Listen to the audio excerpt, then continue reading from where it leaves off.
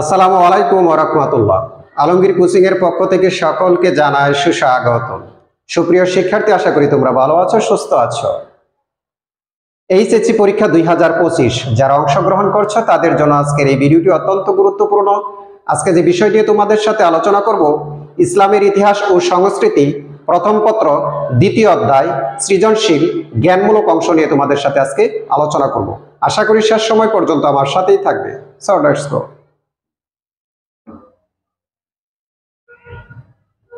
1.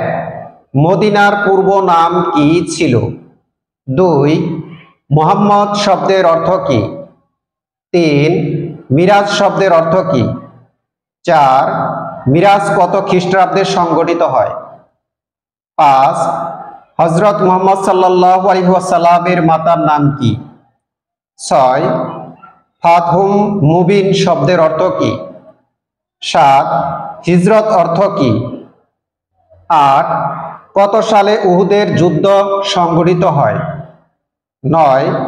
খন্দকের যুদ্ধ কত সালে সংঘটিত হয়? 10. কত খ্রিস্টাব্দে মহানবী সাল্লাল্লাহু আলাইহি ওয়াসাল্লাম মদিনায় হিজরত করেন? 11.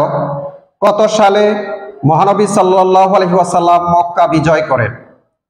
12. মহানবী কত সালে খাইবার জয় করেন? 13. কত খ্রিস্টাব্দে মহানবী সাল্লাল্লাহু আলাইহি ওয়াসাল্লাম মৃত্যুবরণ করেন? 14. বদরের যুদ্ধ কত সালে সংঘটিত হয়? 15.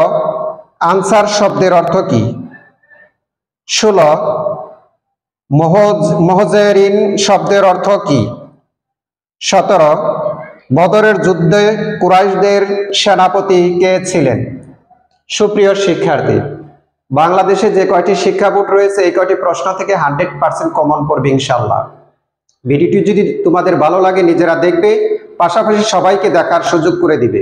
আজকের এই ভিডিওটি আমার পিতামাতা আর আমার সারা জীবনের শিক্ষক মণ্ডলীদেরকে উৎসর্গ করে আজকের মতো তোমাদের কাছ থেকে এখানে বিদায় নিচ্ছি।